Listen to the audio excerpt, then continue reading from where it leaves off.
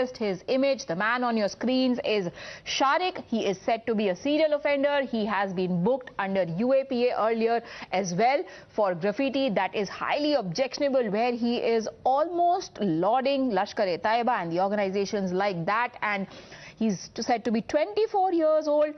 Now, Times Now is showing you the image of that person. Imran, tell our viewers what all do we know about Shariq, who is currently in hospital with 40% burn injuries sustained while he was carrying that particular pressure cooker in the auto rickshaw, which burst before it actually could reach its destination, is what the police are saying.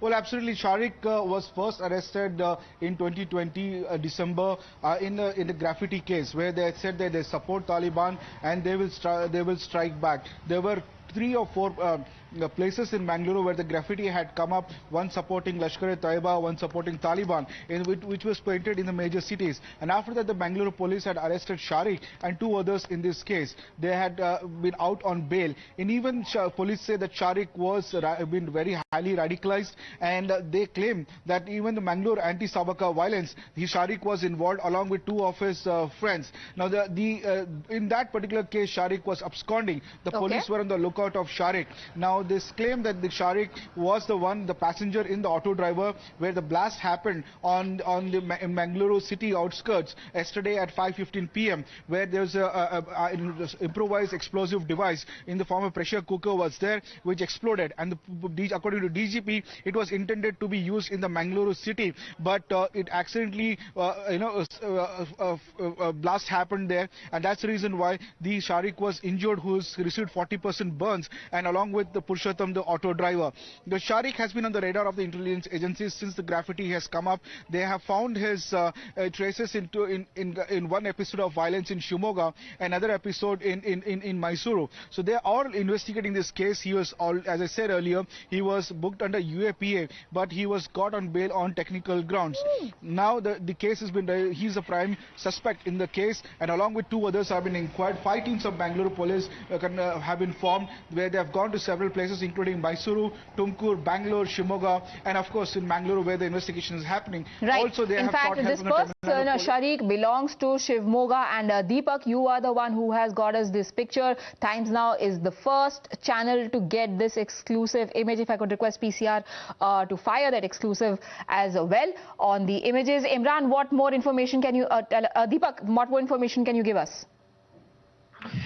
Well, we have put out the details pertaining to Shariq. Of course, he was arrested in 2020. He was on bail, booked under UAPA. Now, the police, of course, have been on the lookout for him. This is a man who's known to have been well versed with the making of IEDs, preparation, and also procurement. And he's even trained a few people, is the information that the police have had. Now, of course, with an opportunity to question him further, they will be able to really, get details as to what his activities were in the last couple of years after, he went, below the radar of the police, who, of course, have been on the lookout.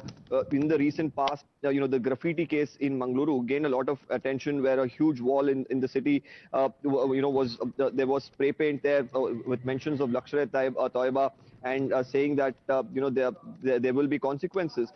More than anything else, we are also told that he was actively involved in some protest against NRC, CAA, and therefore, it was not just his affiliations with some banned organizations, but also he had close affiliations with local organizations, staged protest against the center. This is also some information that we're gathering at this point in time. More importantly, we should understand here that he was highly radicalized. He was in touch with people who were very deep-rooted with terror organizations. So his associations, of course, made it easy for him to stay undercover through, the sources that he did have.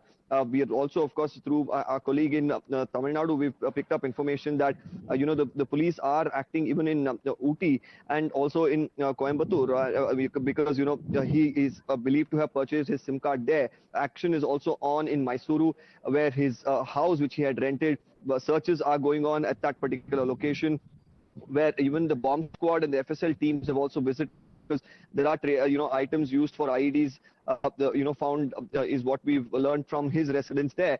Also, two other people who are closely associated with him pertaining to this particular incident, one from Bengaluru and one from Mysuru. Cops are, of course, questioning people pertaining to this, and we could see a couple of arrests coming up at the end of the day, is what we've been told.